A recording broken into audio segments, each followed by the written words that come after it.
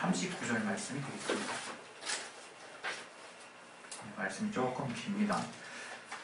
우리 그래서 교독을 하겠습니다. 사도행전 2장 22절부터 29절.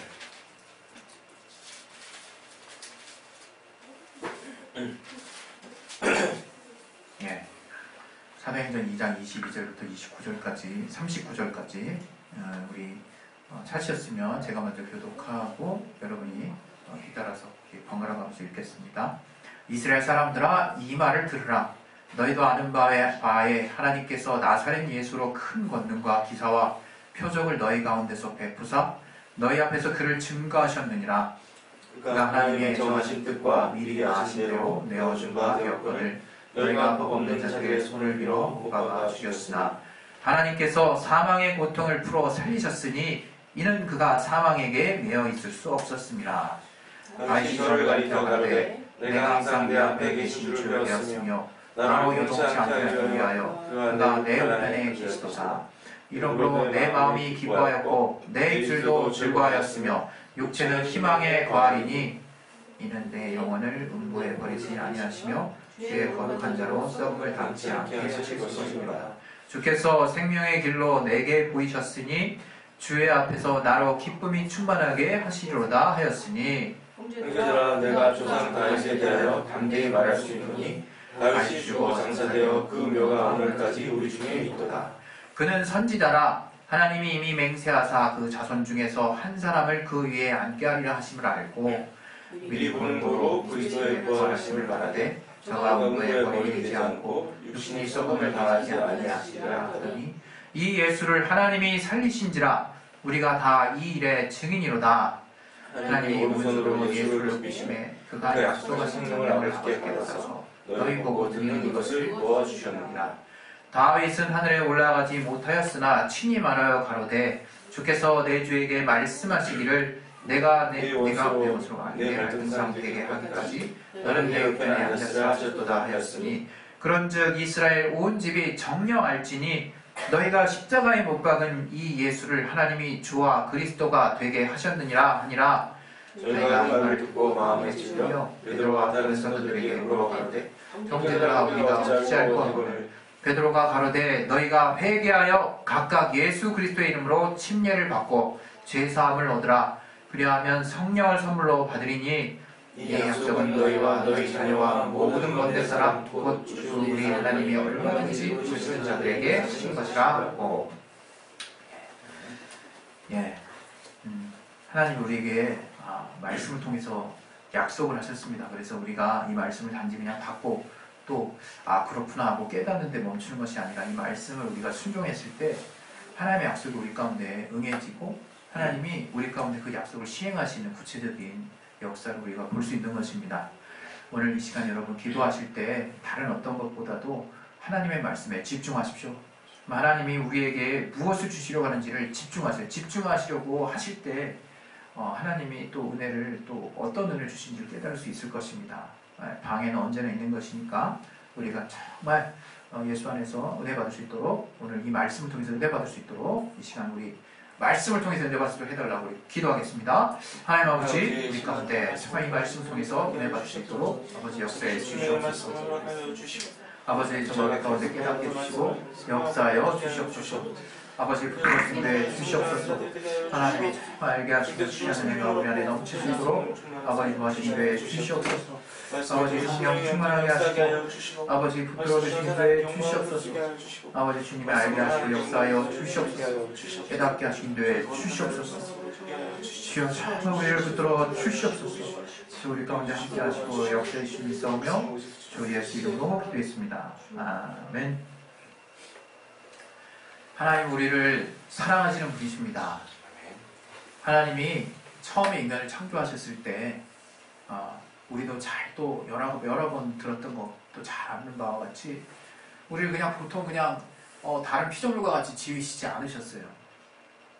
우리를 정말 특별한 존재로 지으셨다라고 우리가 자신할 수 있을 만큼 이 성경의 창세기에는 명확한 근거들이 담아져 있습니다. 하나님께서 우리를 하나님의 형상을 따라 그 모양대로 지으셨다라고 하는 말씀이 얼마나 영광스러운 말씀인지 몰라요. 우리가 그분을 따라 지어진 존재라는 거예요. 물론 후세대 또 많은 또 신학자분들과 또 이 말을 해석하는 다양한 사람들의 견해가 있을 수 있지만 부인할 수 없는 사실은 우리가 하나님의 형상이 무엇이든지 간에 그 하나님의 형상을 닮은 자로 또 구체적으로 그 형상을 그대로 본따서 그 모양대로 지음받은 존재라고 하는 것을 우리는 부인할 수 없는 것입니다. 그것에 우리는 늘 항상 큰 위로가 될 수 있었으면 좋겠어요. 나는 하나님의 형상의 모양이다. 이렇게 한번 두 번 크게 한번 외쳤으면 좋겠어요. 자기 영혼에게. 자, 시작. 나는 하나님의 형상의 모양이다. 나는 하나님의 형상의 모양이다. 예, 우리는 정말 하나님의 형상의 모양입니다. 그것처럼 하나님이 정말 우리가 특별히 표시할 수 없이 나를 닮은 사람들 우리가 통상 만드는 그 이유가 무엇입니까?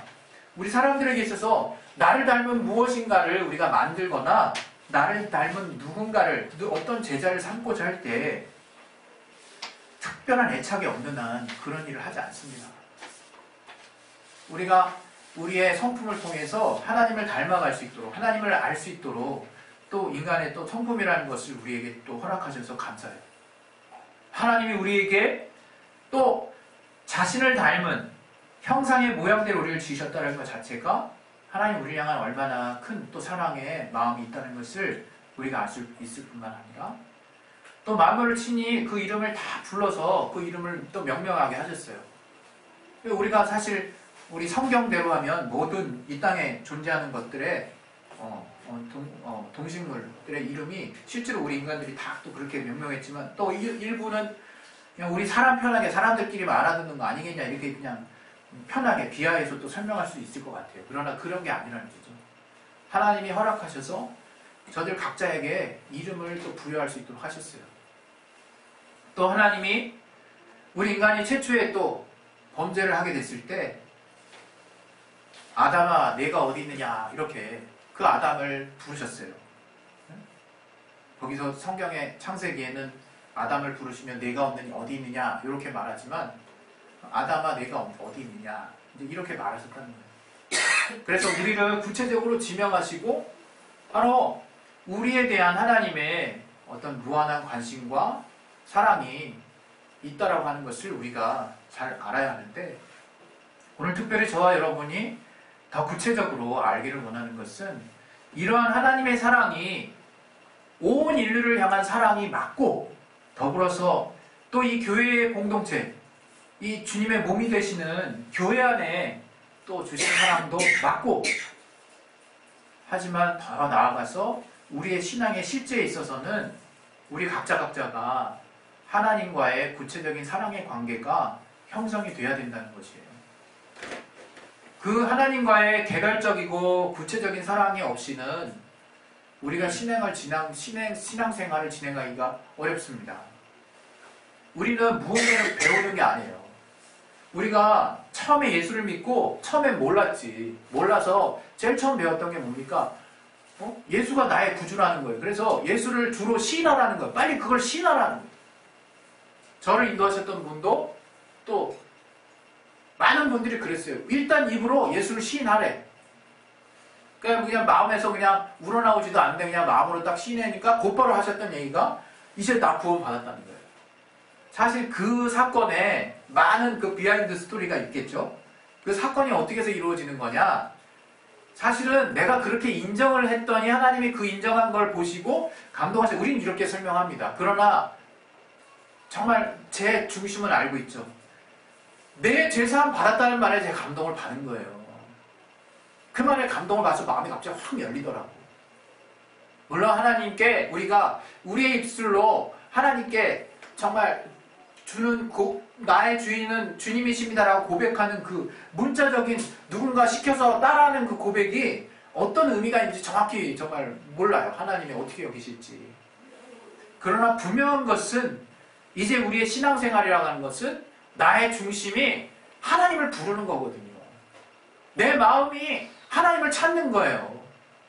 내가 진심으로 하나님을 만나고자 하는 것이 믿음의 본질이라는 거죠. 그래서 내가 어떨 때 그렇게 감동을 받았는지를 잘 생각을 해보면요. 그분이 내가 죄에 많이 눌려 있었거든요. 항상 나는 부족하다는 생각에 항상 사로잡혀 있었어요. 그때 내가 죄사함 받았다라는 선포가 나에게 정말 강렬하게 다가오더라고요. 아, 이런 날을 하나님이 구원해 주시다니라고 하는 그 감동이 확 몰려오는 거죠. 그때 비로소 마음이 열리는 거예요. 그리고 정말 하나님이 하시고자 하는 말씀들이 들려오기 시작하는 거죠.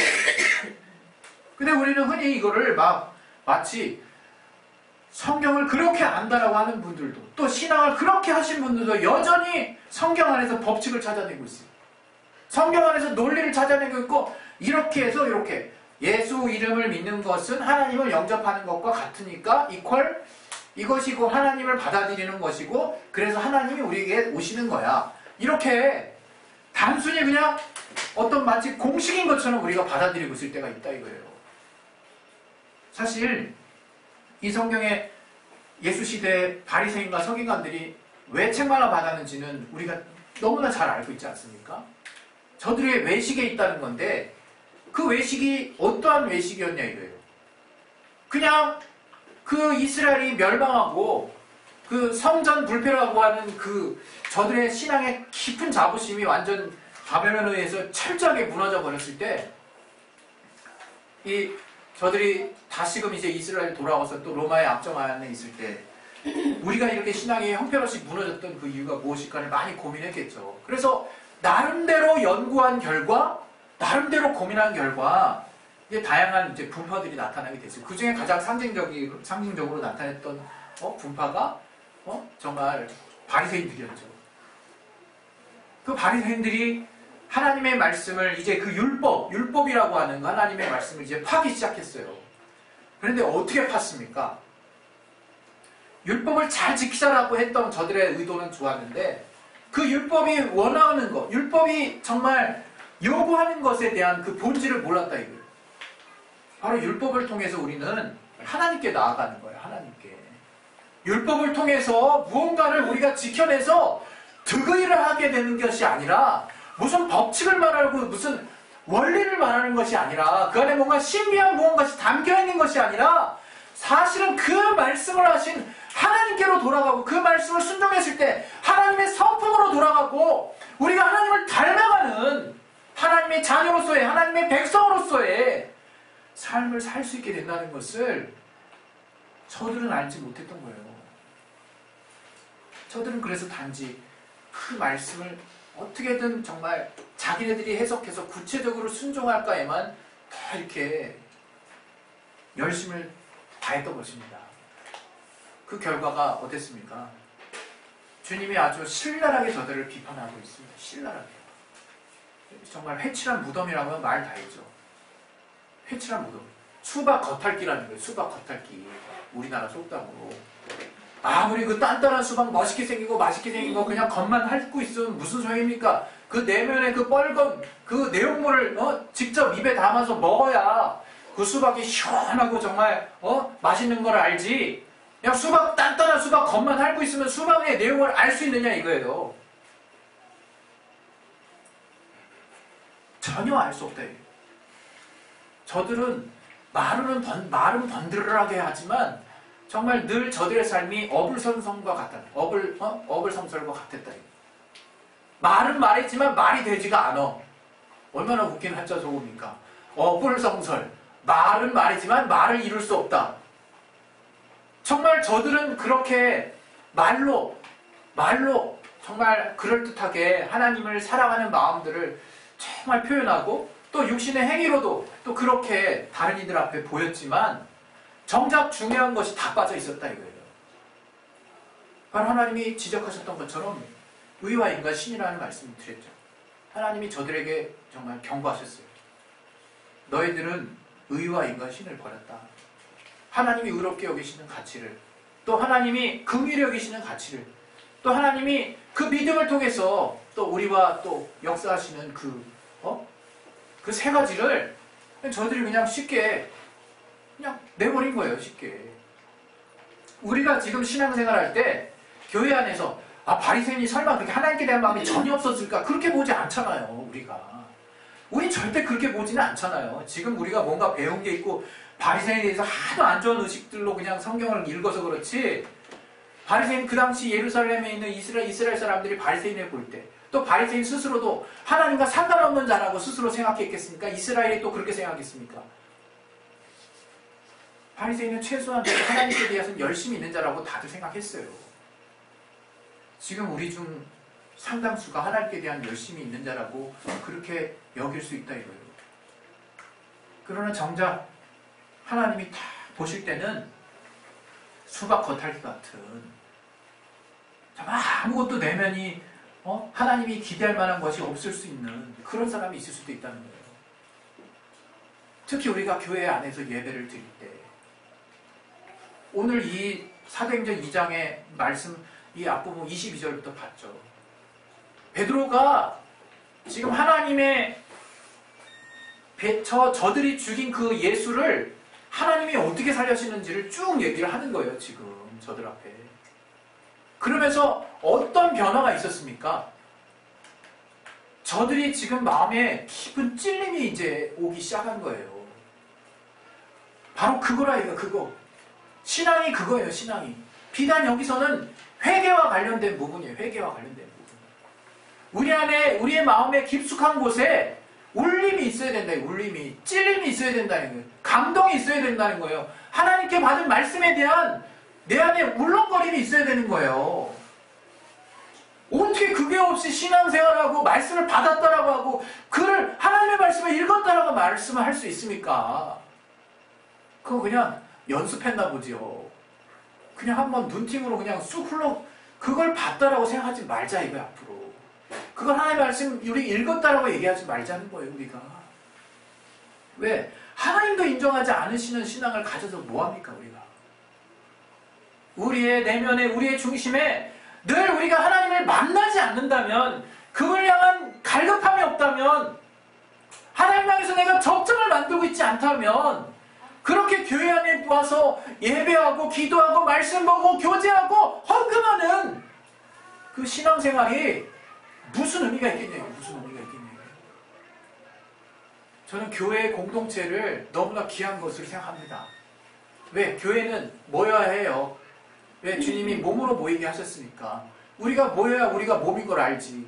그러나 때로는 척박한 환경에서 우리가 떨어져 있을 때에도 우리가 하나님이 같은 부르심으로 몸이라고 하는 걸 알 수 있게 하셨어요. 그러나 우리가 기회가 된다면, 우리가 힘이 된다면, 우리가 될 수 있으면 더 모여서 주님의 몸을 이루고 이 교회를 이루어서 하나님이 그 몸에 명하신 일들을 다 우리가 서로 나누고 그 일을 이룰 수 있도록 힘을 다해야 하는 게 맞습니다. 그러나 이제 우리의 신앙을 한번 뜯어보자 이거예요. 우리의 신앙을 뜯어보자는 거예요. 그 각각의 세포가 서로 연합작용을 일으켜가지고 각각의 조직이 되고 그 조직이 힘을 얻게 되기 위해서 그 각각의 조직은 어떠냐 이거예요. 각각의 조직은 다 머리에게 연결되어 있는 거. 각각의 조직은 심장에게서 피를 다 개별적으로 공급받아야 되고 영양분을 다 개별적으로 받아야 되는 거예요. 각각의 조직이. 바로 나라고 하는 자아가 바로 하나님과 어떤 관계를 맺고 있느냐가 또 하나로 모인 몸에 영향이 되는 것이고 하나로 모인 모임이 더 주님 앞에 건강할 수 있느냐 아니냐에 그 정말 당락을 좌우하는 것입니다. 우리의 신앙에 하나님과의 개별적인 관계가 성립되어 있지 않다면 그 사람은 정말 계속해서 겉돌 수 있는 거예요. 우리 신앙의 목표가 무엇인지 우리는 분명히 알고 있습니다. 우리가 살아나갈 동안에 우리는 항상 예수 이름의 영광을 위해서 또 하나님의 영광을 위해서 우리는 살아나가야 되는 거예요. 그렇지만 우리의 궁극적인 목적이 무엇입니까? 우리는 부활이죠.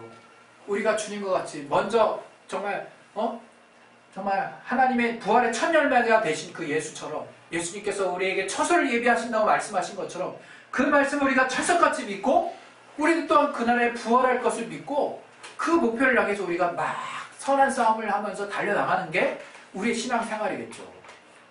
그런데 이제 정말 또 다른 목적이 있다 이거예요. 또 다른 목적. 제가 말 표현을 어떻게 될지 몰라서 목적이라는 단어를 썼습니다. 좀 잘 새겨서 여러분 들으셨으면 좋겠어요. 그 목적이 뭐냐? 바로 우리가 매일매일 순간순간 하나님 향해서 우리가 이루어야 할 목적이 있어요. 더 세밀하게 쪼개서 그것은 하나님 하나님과의 관계에 성공하는 목적이에요. 하나님과의 관계에 승리하는 목적이에요. 그 관계는 내가 비단 죄를 졌거나 내가 비단 실패한 어떤 모습이거나 또 여러 가지로 어려워져 있는 모습이거나 하나님께 드릴 게 있는 모습이거나 그 어떤 모습이든 그걸 상관하는 것이 아니라 이거예요. 거기에 우리가 오류가 있어요. 자꾸 오류가 있어요. 자꾸 헷갈려 해요. 우리가. 자꾸 거기에 나라고 하는 자아가 자꾸 개입이 됩니다. 그러지 마시라 이거예요. 그냥 하나님과의 관계에 성공하시라 이거예요. 그냥 밑도 끝도 없습니다. 하나님이 우리를 왜 만나주셨습니까? 태초 이전부터 우리를 향한 마음을 정하시고 그냥 우리를 사랑하심으로 그가 먼저 우리를 사랑하심으로 하나님과의 관계가 성립이 된 거예요. 우리가 뭘 더 바라겠습니까? 주님 앞에 무슨 자격으로 하나님 앞에 나가려고 자꾸 우리가 뜸을 들이고 있냐 이거예요. 우리가 그런 걸 자꾸 가지고 있으니까 점점 어려워지죠. 정말 우리가 하나님 앞에 관계를 맺는 데 있어서는요 주저함이 없어야 됩니다. 주저함이. 예? 우리가 자꾸 공식에 자꾸 사로잡혀요. 내가 일단 아직 내가 이 땅에서 지은 짐짓 자법죄가 있기 때문에 이걸 회개하고 하나님과 관계로 들어가자. 이게 웬 뜬금없는 공식입니까? 예? 주님은 그렇게 말씀하셨어요. 나와 대면하여 나와 대화하자. 너희 죄가 주홍 같을지라도 정말 깨끗하게 하나님 우리를 만들어 주시다 그랬잖아요. 그게 뭐부터 시작하나요? 뭐부터? 주님 가운데 가서 만나는 거예요. 주님을 만나는 거예요. 이제 우리가 정말 어떻게 보면 하나님의 자녀라고 하는 주님의 보혈의 공로를 힘입는 또 하나님이 우리에게 알게 하신 큰 문을 들어왔어요. 이제 우리가 하나님의 자녀가 된 이상 우리가 어떠한 상황에 처해 있을지라도 언제든지 주님을 찾아갈 수 있어야 돼요. 언제든지. 여러분 진짜 답이 있습니까? 우리가 살면서 답이 있냐고요. 저는 진짜 얼마나 제가 한심한지 이번 주에도 많이 느꼈어요. 정말 그 사소한 거 하나하나 다 내 방식이 있을 뿐이지 옳은 게 뭔지 모르겠더라고요. 그냥 모든 삶의 방향에 내가 평소에 했던 내가 옳다고 여기는 방식이 있을 뿐이에요. 습관이 있을 뿐이야. 그냥 그러한 어떤 방향성이 있을 뿐이에요. 그러나 하나님이 정해주신 하나님이 부여해주신 하나님이 앞서서 나를 인도해 가시는 그 길이라고 하는 분명한 길이 그 방향이 없다면 진짜 쉽게 아주 그냥 돌아설 수 있는 아주 정말 쉽게 타락할 수 있는 아주 나약한 존재더라고요. 나약한 존재. 여러분 늘 하나님 앞에 나아갈 수 있는 이유 우리가 하나님이 우리를 언제든지 만나 주시기 때문이에요. 언제 어디서든 우리를 만나 주시기 때문이라 이거예요. 저는 오늘 이 사도행전 2장 이 말씀을 찾으면서 다른 말씀을 하나님이 또 깨닫게 하신 것들도 있는데 좀 더 이 관계를 더 하나님이 깊이 깨닫게 하실 수 있는 것들로 바꿀까 고민을 좀 많이 했어요. 초반에. 근데 우리가 회개만큼 우리의 양심이 각각 발동해서 하나님 향해서 정말 내가 돌이켜야겠다라는 결심이 날 수 있는 동기만큼 분명한 하나님과 관계가 어디 있습니까? 그것처럼 분명한 관계가 어디 있어요? 여러분 우리가 하나님 앞에 나아가면요 여러분 아셔야 되는 게 우리가 분명히 알지만 항상 깨달아야 되는 게 있어요. 회개케 하신다는 거예요. 그걸 당연하게 받아들이세요. 여러분 그냥 오늘은 좀 잘한 것 같은데 왜 회개하게 하시지? 한 번쯤 칭찬 좀 해주시지. 그런 생각하지 마시고 늘 우리는 우리 길 가려고 한다는 것을 인정하세요. 그래서 하나님께 나갈 때 항상 회개할 거리가 나와야 되는 거예요.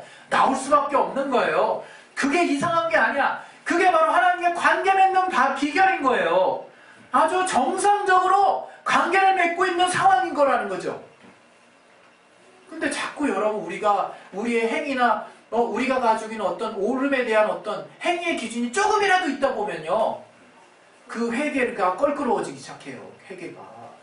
회개가 갑자기 부담스럽기 시작해요. 그리고 뭔가 어떤 사람의 믿음으로 뭔가 옳게 나아가는 것들이 내 안에 표준이 되기 시작하면 이제 하나님이 안 보이고 그 기준에 의해서 내가 정죄가 되기 시작해요. 내가 자꾸 이렇게 나쁜 놈처럼 여겨지기 시작한다 이게 원래 나쁜 놈이었는데 어때요? 왜 자꾸 그 나쁜 놈 하나님 선하게 보시는데 그걸 또 나쁜 놈이라고 그런 정말 말도 안 되는 생각하고 있습니까? 우리 원래 나쁜 놈이었는데 하나님이 사랑하심에도 벗어나려고 했던, 하나님이 그럼에도 불구하고 우리를 위해서 자신을 다 내어놓으시고 끝까지 참으시면 우리가 주님 앞에 들어왔는데, 주님 앞에 들어와서도 계속 주님 싫어하시는 일만 골라서 하는 우리들이에요. 그런 하나님이 계속해서 자녀라고 하는 관계 가운데서 우리를 계속 견인해 주신다. 우리를 계속 후원해 주신다. 얼마나 감사합니까? 그 힘으로 살고 싶지 않냐 이게 우리가 평생을.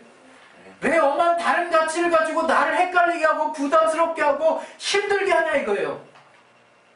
하나님 정말 우리가 주님 안에서 자유를 얻길 원하십니다.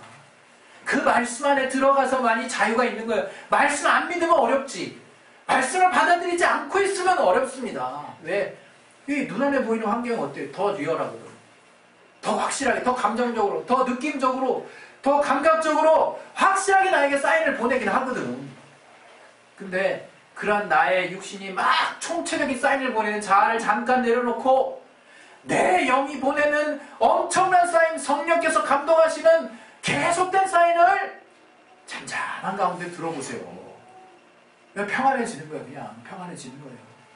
그냥 평안한 호수에서, 저는 이렇게밖에 표현하기 좀 어려운데, 낚싯대를 딱 던졌을 때 그 고요함 같아요. 그 고요함. 그 고요함이 하나님과만 대화할 수 있는 항상 스탠바이가 된 평안함이에요. 하나님이 어떤 말씀을 해주시든 물고기가 한 번만 흔들려도 싸락따락 소리가 금방 나거든요. 비단 물고기와 저의 관계를 이렇게 하나님과 비유하는 게 아닙니다. 오해하지 마시고, 하나님이 저 고요한 내 심령에 정말 다 내려놓은 이 정말 고요한 정적 가운데 다정하게 말씀해 주신다. 항상 개별적인 만남을 주신다 이거예요. 제가 하나님 처음 만나고 제가 얼마나 많은 자기 컴플렉스에 시달렸는지 몰라요. 야, hin태가 너는 외모가 왜 이러니? 너는 몸이 왜 이렇게 약하니? 넌 왜 이렇게 자신감이 없니? 넌 왜 이렇게 정말 뭐하나 너의 소신이 없냐? 넌 뭐 이렇게 결정하는데 이렇게 힘드니? 넌 왜 이렇게 다른 사람한테 손해보는 거 뻔히 알면서 그냥 속으로는 아니면서 그냥 그걸 다 해주고 나중에 또 그걸 가지고 후회하고 그러니? 제가 저 자신을 놓고 후회할 일이 정말 많았어요. 근데 하나님이 그 3년 동안, 처음 3년 동안 제일 많이 해주신 말씀이, 아마 제가 설교 때 가끔씩 해서 여러분 잘 알겠지만 뭔지 아시지 않습니까? 형태가 내가 너를 사랑한다. 그거예요. 지금도 마찬가지죠. 형태가 내가 너를 사랑한다. 그냥 그거 하나면 끝나는 거예요. 그거 하나면. 그거 하나면 넉넉히 이길 수 있습니다. 여러분. 아멘. 여러분, 하나님 살아계시고 그 하나님이 정말 능력이 많으신 분인데 그 하나님이 나를 사랑하신다라고 하면 어떤 생각이 나십니까? 어떻게 생각이 정리되시나요? 다 끝난 거예요. 여러분, 혼란스러워하지 마세요. 오늘 분명히 많은 우리 성경에 믿음의 선배들이 있어요. 모세가 있고 아브라함이 있고 바울이 있고 또 요셉이 있고 사무엘이 있고 엘리야가 있고 여호수아가 있고, 그들 각각의 성경의 스토리를 읽어보세요. 하나님이 개별적으로 대면하십니다. 바로 그 하나님을 만나야 되는 거예요. 우리와 개별적으로 만나주세요. 우리가 교회에 모여있다고 해서, 교회의 몸이라고 해서 교회에 주시는 말씀 있습니다. 그러나 먼저는 하나님이 나에 대해서 관심 가지신다는 것을 잊지 마세요. 그래서 우리가 각각 회개해야 하는 거예요.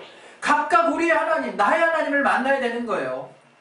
각각 내게 하나님이 내 가정에, 또 내 삶에, 또 나의 앞날에 어떻게 하나님 말씀하시는지를 그래서 들어야 되는 겁니다. 그것을 듣지 못하는데 어떻게 내가 향방을 정할 수 있어요? 늘 혼란스럽기만 한 거죠. 왜 흔들립니까? 하나님 내게 하시는 말씀이 없으니까. 내게 말씀하셨어도 그것을 다른 사람에게도 이렇게 말씀하셨겠지.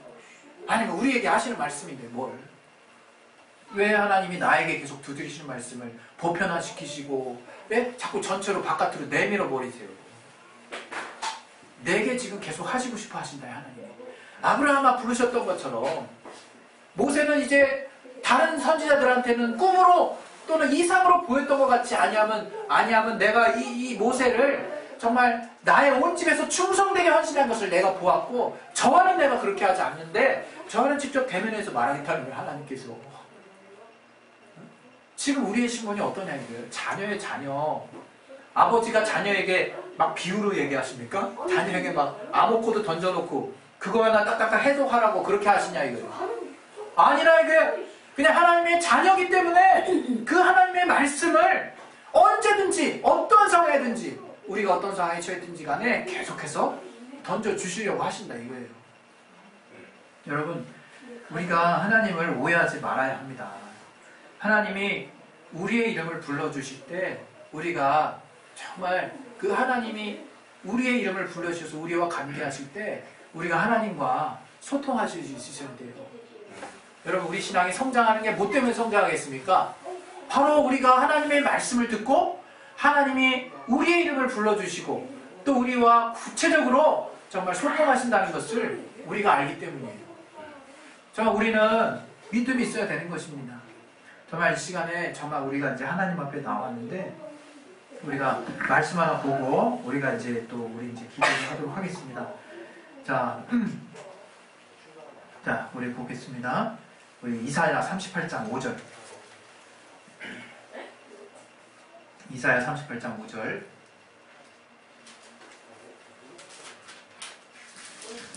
자, 우리 이사야 38장 5절 한번 보겠습니다. 자, 우리 찾으셨으면 우리 다 같이 우리 합독하겠습니다. 시작. 너는 가서 히스기야에게 이르기를 내 조상 다윗의 하나님 여호와께서 이같이 말씀하시기를 내가 네 기도를 들었고 네 눈물을 보았노라. 내가 네 수 안에 15년을 더하고 이렇게 말씀하시잖아요. 히스기야의 기도 우리가 너무 잘 알지 않습니까? 그때 히스기야에게 하나님이 어떻게 말씀하십니까? 바로 하나님이 그 선지자를 통해서 내가 네 기도를 들었고 네 눈물을 보았노라 이렇게 말씀하셨다는 거예요. 여러분, 우리 기도가 그냥 한두 끝도 없이 그냥 벽치게 하는 것입니까? 그냥 믿음으로 그냥 끝까지 버티면 하나님이 언젠간 역사하실 거야 하는 약간은 막연함이 가미된 그런 여러분 기도를 하고 있지는 않으십니까? 그러지 마시라는 거야. 그러지 마시라는 거. 그냥 몸부림치세요. 하나님 왜 대답 안 하시냐고. 여러분이 지금 각자 하나님이 다양한 통로를 통해서 말씀해 주세요. 사람이 다 똑같은 게 아닙니다. 어떤 사람은 꿈을 통해서, 어떤 사람은 믿음의 동역자를 통해서, 어떤 사람은 말씀을 읽다가, 어떤 사람은 기도 가운데, 어떤 사람은 밥 먹다가, 어떤 사람은 씻기도 하다가, 길 가다가, 누가 툭 건드려서 딴 얘기인데 그 말이, 그 세상의 말이 하나님의 말씀으로 적용돼서 들릴 수도 있는 거예요. 하나님이 우리 각각과 말씀하시기 원하시고 우리 각각과 관계를 가지기 원하신다는 그 사실 하나만을 잊지 않으신다면 여러분이 기도 가운데 왜 기대하지 못하시냐 이거예요. 왜 기도 가운데 주님 내가 지금 하나님이 하신 말씀이 내게 정말 막연하게 들려온다라고 하나님 내가 어떤 모든 수단을 다 열어놓겠사오니 하나님 내게 말씀하여 주옵소서. 내가 얼마만큼 내가 말에 얼마나 둔한 자인지 아시지 않냐고. 하나님 사람을 통해서 불러주시든 하나님이 정말 영상을 통해서 불러주시든 내게 정말 하나님이 막히지 마시고 내게 역사해 달라고. 그리고 하나님과 어떻게든 관계를 가지세요. 여러분 하나님은 다 열어놓고 지금 여러분을 만나려고 작정하시니까 그 관계에 성공하는 것이 우리의 그날의 목적이 되시기를 예수 이름으로 축복합니다. 아멘. 우리 시간에 기도하겠습니다. 기도하실 때 우리의 신앙의 방향은 바로 이렇게 하나님과의 만남이 되어야 되는 거예요. 하나님과의 만남에 승리하시는 저와 여러분이 되시기를 예수 이름으로 축원드립니다. 우리 시간에 기도하십니다. 기도하실 때 정말 하나님 오늘 또 이렇게 제가 주님 앞에 나왔습니다. 또 주님이 또 이루게 하신 몸의 지체로 이렇게 또 함께 속해서 예배하게 하심을 감사드립니다. 그러나 먼저 내가 주님 안에서 또 주님이 나를 부르셔서 내가 이렇게 주님 안에 속한 한 지체가 되었는데 주님이 내게 날마다 하시는 말씀이 있다고 저는 알고 있습니다. 그 말씀을 따라 내 앞길에 정말 등불 되시고 내 길에 또 선한 인도하심을 주시는 분임을 믿사오니 주여 그 말씀 들을 수 있도록 내게 성령으로 말미암아 충만함 주시고 들을 수 있는 귀가 있게 도와 주시옵소서. 마음을 열어 주시옵소서. 우리 시간에 예수여 한번 하시고 기도하겠습니다. 예수여! 하나님 아버지, 우리가 하나님의 역사에